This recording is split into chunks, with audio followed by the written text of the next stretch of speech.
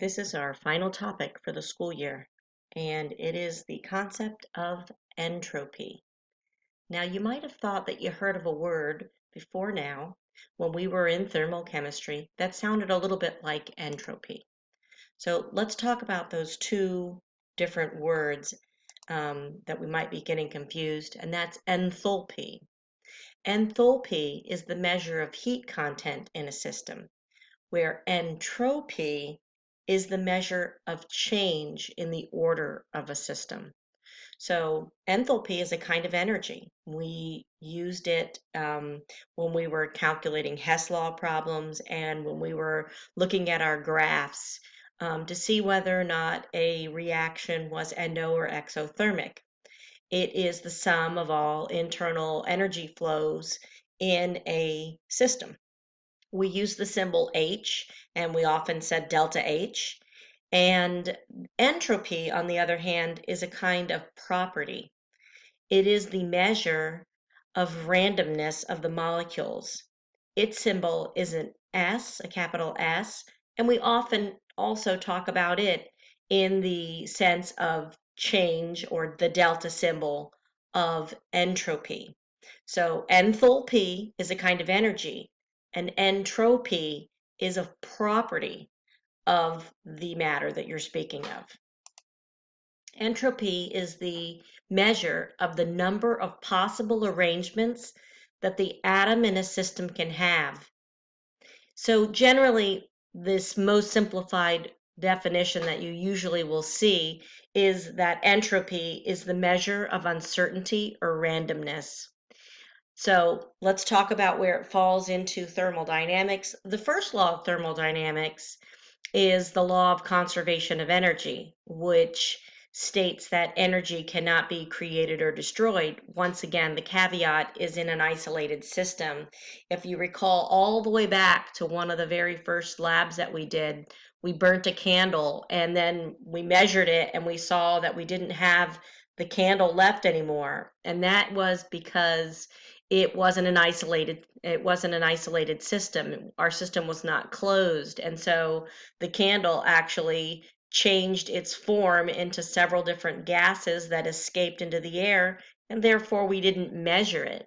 So that was us talking about how that illustrated that we weren't measuring that in a closed or isolated system. The second law of thermodynamics states that entropy of an isolated system, once again, in an isolated system, is always increasing. You can't go back to your original order that you have. So, one of the concepts in entropy is if you're looking at two systems, the one that's more disorganized had to have come second. That's because um, of the amount of randomness that's associated with entropy.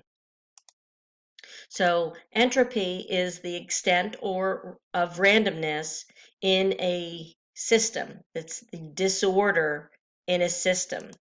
Its symbol is S, and we normally talk about it as the change in entropy. Okay, entropy, not enthalpy. So be careful. Those two words are somewhat interrelated. We didn't talk about it a lot back in thermochemistry, even though it sort of went in with thermochemistry, so that you wouldn't get those two words confused when we were testing. So entropy helps us determine if a reaction is spontaneous, which another way of saying an reaction is spontaneous is that it's thermodynamically favored or not. So entropy helps us determine if a reaction is going to be thermally dynamically favored.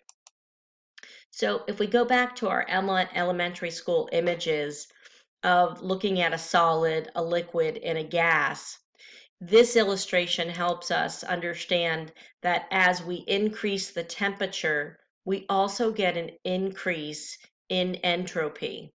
So as enthalpy changes, because remember that's the increase in temperature, as enthalpy changes, increases, we also get an increase in entropy. So you can kind of see, if you're thinking of the simplified definition, that Entropy means orderly. You can see that a solid is here nice and orderly.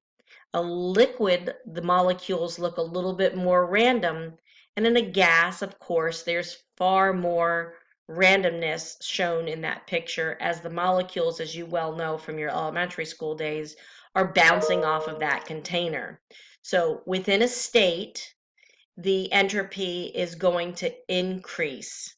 So, because as a substance changes the state of matter, the molecules become more, and I put this in quotes because really it's not really organized.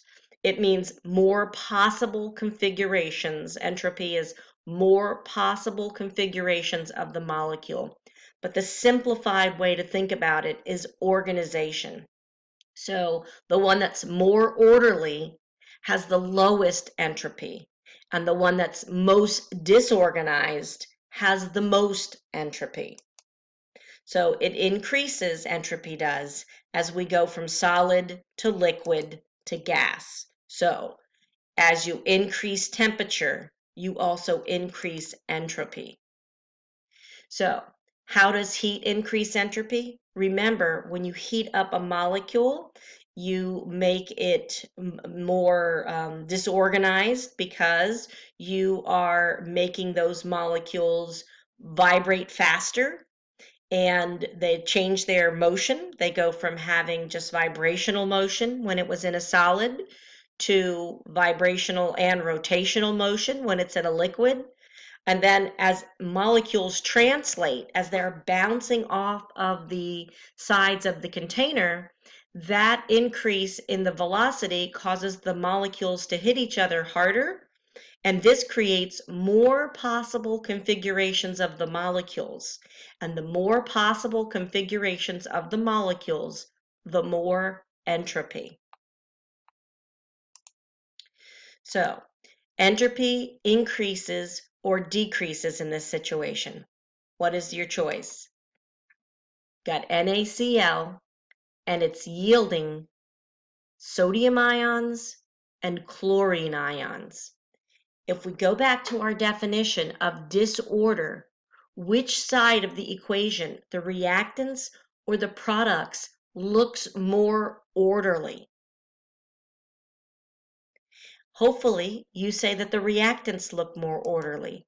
The reactants only had one piece there, one compound, but the products have two separate ions as their products. So because on the reactant side, we just have one nice, neat compound, but on the product side, there's more disorder because now we have two separate components making up the compound.